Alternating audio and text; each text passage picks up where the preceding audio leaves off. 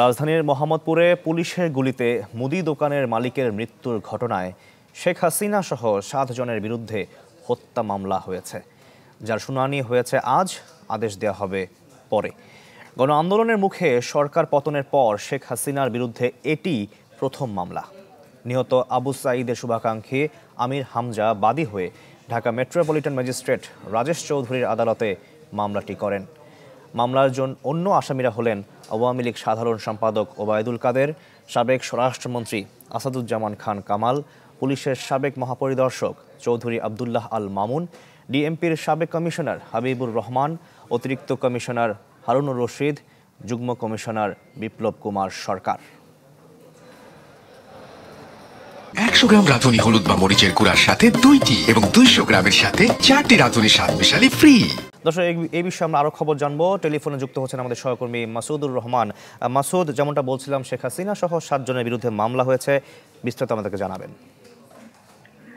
আমরা এখন পর্যন্ত যেটা জানতে পেরেছি শাকিল, সেটি হলো যে এই মামলাটি সকালে যখন বাদী করেন তারপরে সেটির জবানবন্দি গ্রহণ করেছেন সিএমএম আদালতের বিচারক রাজেশ চৌধুরী, যেখানে বাদী বিস্তারিত বর্ণনা তুলে ধরে বলেছেন যে ব্যক্তি মারা গেছেন তার গত কোটা আন্দোলনে গত 18 জুলাই যে ঘটনা ঘটেছে, সেখানে এই যে সাবেক প্রধানমন্ত্রী শেখ হাসিনা এবং সহ আওয়ামী লীগের সাধারণ সম্পাদক ওবায়দুল কাদের, তারা যে নির্দেশ দিয়েছিলেন যে কোটা আন্দোলনে দমন করা হবে এবং বিভিন্ন সময় যে তারা যে বক্তব্য দিয়েছেন, এই বক্তব্যের কারণে গত 18 জুলাই রাজধানীর বসিলায় যে গোলাগুলি হয়েছিল, সেখানে একজন মুদি দোকানদার তার মাথা সায়েদ, তার মাথার গুলি এক পাশ দিয়ে ঢুকে আরেক পাশ দিয়ে বের হয়ে যায় এবং তিনি মারা যান।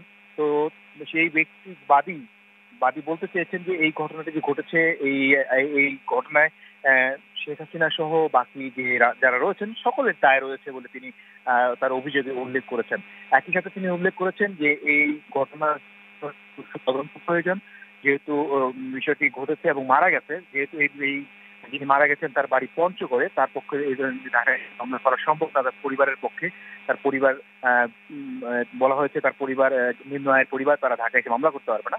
সব মিলিয়ে পরে আদালত কিন্তু এই বাদীর জবানবন্দি গ্রহণ করেছেন এবং বলেছেন যে এটির পরবর্তীতে আদেশ দেওয়া হবে, বিকেলে আদেশ দেওয়া হবে। তো আমরা যতটুকু জানতে পেরেছি এই বিষয়টি ওনার এই বিচারকের এখতিয়ার রয়েছে, সেটি আমি যদি বলি, সেটি হলো এই বিচারকের এখতিয়ার রয়েছে, তিনি মামলাটি সিবিআই কে তদন্ত দিতে পারেন অথবা ডিবি কে তদন্ত দিতে পারেন অথবা তিনি মামলাটি খারিজও করতে পারেন। তার সব রকম এখতিয়ারই তার রয়েছে।